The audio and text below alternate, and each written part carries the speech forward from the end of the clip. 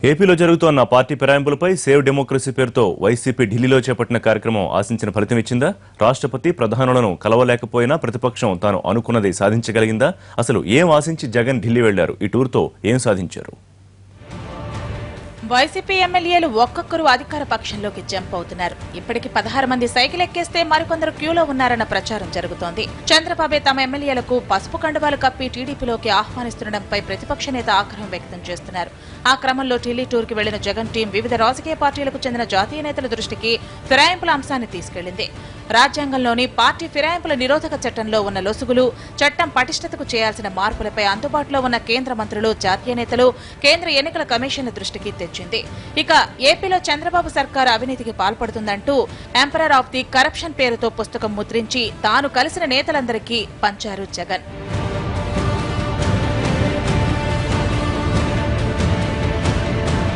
అయితే జగన్ టీం కు ప్రధాని, రాష్ట్రపతిల అపాయింట్మెంట్ దొరకలేదు. ముందస్తు ప్లానింగ్ లేకపోవడం వల్లే వైసీపీకి ఆ విషయంలో చుక్కెదురైందన్న అభిప్రాయం వ్యక్తమవుతోంది. అయితే ఆ పార్టీ మాత్రం దానిపై తన లెక్కలు తాను చెప్పుకొస్తోంది. ప్రధాని గారు అపాయింట్మెంట్ అడిగాం,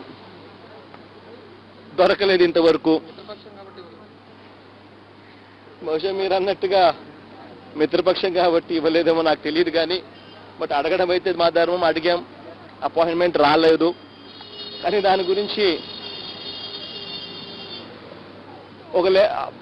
మొత్తం ఏదైతే ప్రధాని గారికి మేము ఇవ్వాలనుకున్నామో అది పోస్ట్ ద్వారా ఆయనకు అందేట్టుగా చేస్తాం, ఇచ్చిన వాళ్ళని కలుస్తాం. రాష్ట్రపతి, ప్రధాని అపాయింట్మెంట్ దొరకకపోవడంతో జాతీయ పార్టీల నేతల మద్దతు కూడగట్టేందుకు వైసీపీ సర్వశక్తులు ఒడ్డింది. ఏపీలో జరుగుతున్న వ్యవహారాన్ని, టీడీపీ సర్కారు అవినీతికి పాల్పడుతుందన్న అంశాన్ని ఢిల్లీ వేదికగా హైలైట్ చేసే ప్రయత్నం చేసింది. ఆ పార్టీ లక్ష్యం పూర్తి స్థాయిలో కాకపోయినా ఒకంత నెరవేరినట్లే కనిపిస్తోంది. ఏపీ ప్రతిష్ట దెబ్బతీయడానికే జగన్ ఢిల్లీ బాట పట్టారని అధికార పక్ష నేతలు అంటున్నారు. ఇప్పుడు రాష్ట్రానికి పెట్టుబడులు రాకుండా చేయడానికే ఇదంతా చేస్తున్నారంటున్నారు.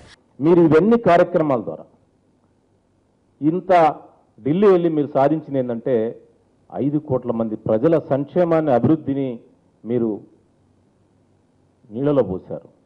మీరు అబాస్పాలు చేస్తూ ఉన్నారు. ప్రజల మీద వాడి it is an assault on AP people, 5 crores of AP people. ఈ చర్యలను మీరు ఆపుకోవాలని చెప్పి నేను విజ్ఞప్తి చేస్తాను. అదలా ఉంటే వైసీపీ ఇచ్చిన ఫిర్యాదుపై ఈసీ రియాక్షన్ ఎలా ఉంటుందో కానీ పార్టీ ఫిరాయింపులపై సుప్రీంకోర్టును ఆశ్రయించేందుకు న్యాయ నిపుణులతో సంప్రదింపులు జరపాలని భావిస్తున్నారు జగన్. చూడాలి ఈ వ్యవహారం ఏ మలుపు తిరుగుతుందో.